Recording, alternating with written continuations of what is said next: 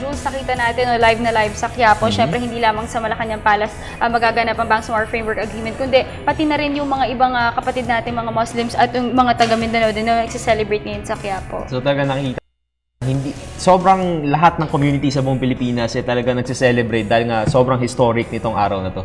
Alright, sa pagpapatuloy pa rin na usapin patungkol sa Bangsamoro Framework Agreement, syempre ngayon, Jules, may makakapanayam tayo ng isang political analyst kung saan ibibigay niya ang kanyang mga opinion tungkol dito. So, ngayong umaga makasama po natin, let us all welcome Professor Ramon Casiple. Good morning! Good morning!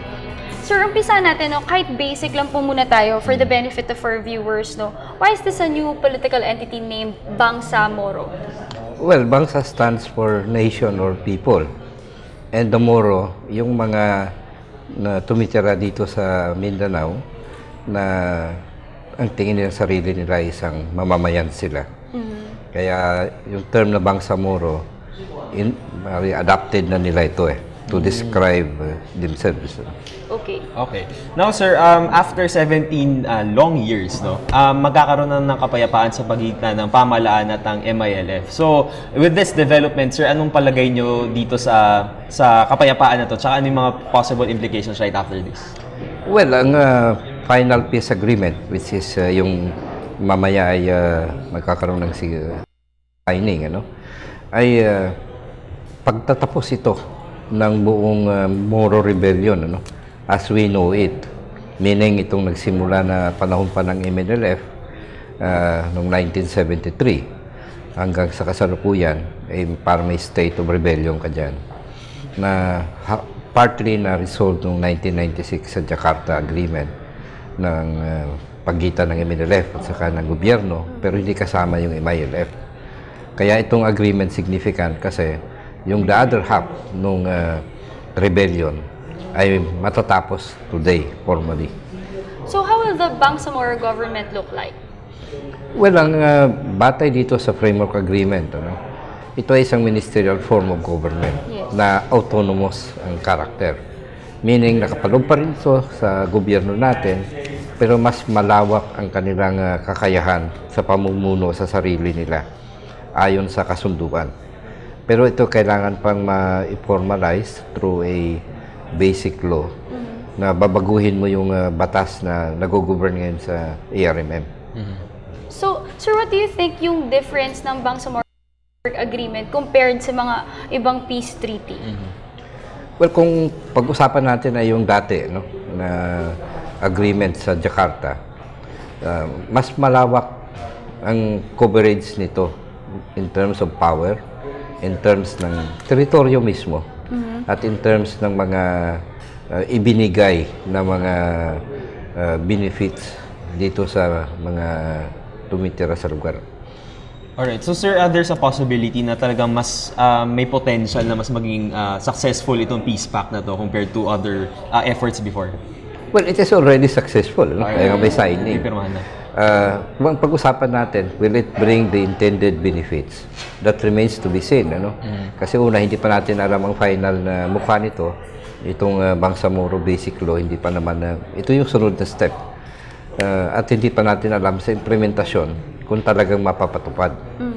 Pero ang burden dito ay nasa gobyerno at sa MILF din na tiyakin na maging successful ang outcome ng agreement nila. At given the state ng ating political leadership ngayon, I think malaki ang chances it will be successful. So, nasabi natin na successful. Ano po kayang assurance na both parties will honor this agreement? Well, as far as MILF is concerned, at sinabi na nila ito publicly, basta maliwanag yung ang itinayo na Bangsamoro na gobyerno at yung mga patakaran dito ng central government ay naayon dito sa framework agreement, definitely, susunod sila. Okay, sir, sa inyong perspective naman po, ano pa po ba sa tingin niyo iba pang mga punto na pwede niyong maimungkahi sa ating gobyerno para na syempre na mas mapanatili pa po yung kapayapaan sa Mindanao? Well, there are several areas na dapat nila i-address even without this agreement or dahil sa may ganitong agreement. One, of course, is what will happen to the non-Moro o yung mga inhabitants na hindi Muslim Non-Muslim. At hindi rin kumikilala pa sa sarili nila na Bangsamoro. Halimbawa yung lumad, at saka yung mga Kristiyano sa lugar.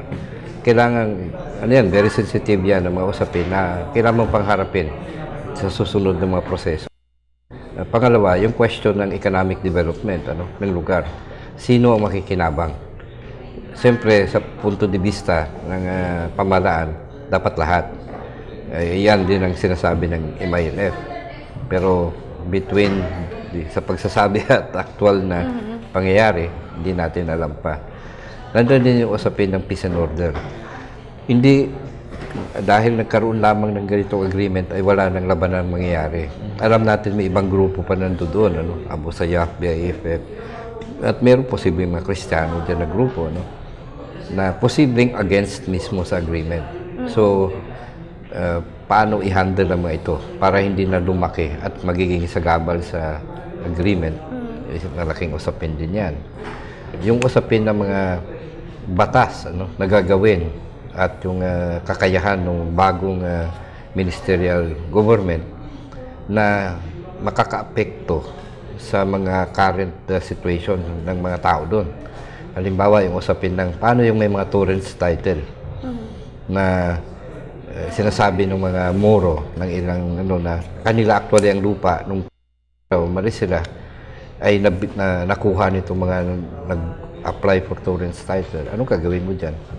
Mga usapin niya na kung hindi mo ma-handle ng mabuti, posibleng magiging simula ulit ng mabangayan sa baba at posibleng lumaki ulit. Pero sir, alam natin, Jules, nabanggit ni Professor Ramon Casiple, ministerial form of government. Iniisip ko, paano po yung mga LGUs na nandoon po sa area na yun? Paano po sila? Well, isang kaibahan nitong agreement kaysa sa ARMM. Sa ARMM, ang mga LGUs directly under din sa national, Dito, ang mga LGUs ngayon, probinsya, yung town at saka yung mga barangay, ay under na ngayon sa Bangsamoro. Okay. Pero sir, same structure pa rin po ba sila? Or talagang totally mag-revamp lahat? I don't think magre-revamp. The same ang structure. Yung mga lines of authority lang ang nagbabago dyan. Okay. Kasi in an autonomous arrangement under the framework agreement, lahat yan sila na nasa teritoryo na pinag-uusapan ay under doon sa probinsya, sa Bangsamoro government. So sir, alam natin, Jules, ngayon pipirmahan yung Bangsamoro Framework. After today, alam natin na mahaba pa yung proseso. So, sir, do you think how long is the transition period? Well, ang itinakda, hindi to actual, ang itinakda na transition period is until 2016. Okay. Sa pagkaroon ng unang eleksyon ng mga pamunuan ng Bangsamoro. So we're in-expect hoping that yan, may 2016 plebisitong mangyari, yung ma-regularize ang gobyerno. Siyempre, by that time, wala na yung ARMM. Iba na yung setup. Alright. And Carla, Diane, of course, alam naman natin na starting point pa lang naman to yung pagpirma ng CAB, di ba? Pero syempre, after that, yung pagsagawa naman ng basic law mismo, Bangsamoro Basic Law. So, sir, pagdating doon, kongreso na to tas within 2 years dapat po matapos. Sa tingin niyo, sir, may mga challenges pa po bang kakaharapin itong... Tingin ko, malaki pa. Kasi yung mga hindi na-resolve ba, o hindi na talakay dito sa framework agreement, sigurado papasok yan pagdating sa Kongreso. Pero syempre, Jules, gusto ko rin malaman, sir, opinion ni sir tungkol dun sa 4 annexes. Kamusta po sa pagkabasa ninyo or sa pagkakaintindi nyo dito? Para sa nagkaroon nga ng agreement doon sa 4 annexes, yun ang success doon. Gayon pa man, sinasabi ko nga nagkikreate din siya ng sariling set of problems na we hope the Congress will address it. Itong mga sinabi ko kaninang examples, kasi sigurado yan kapag hindi nagkaroon ng pagkakaisa dyan, baka umabot pa hanggang Supreme Court. Okay. Ayan sir, syempre, very good news to syempre sa mga kababayan natin, lalo na sa magiging Bangsamoro mismo dun sa Mindanao. Pero sir, sa tingin niyo po, ano yung magiging general effect nito sa kabuuang kalagayan ng bansa natin? Well, una, magsa-stabilize yung area, yung buong Mindanao mismo. So, yung usapin halimbawa ng investment, usapin ng mga pag-unlad, government services, etc., ay dadaloy ng mas malibre na ngayon kaysa dati. of course, hindi rin sinasabi dito natapos na ang mga labanan o kaya mga threats to peace and order. Kasi marami grupo pa nandoon eh. Pero wala sa kanila na nagkaroon o magkakaroon ng i-challenge yung authority ng government mismo dyan at ng Bangsamoro. So localized ang nangyari.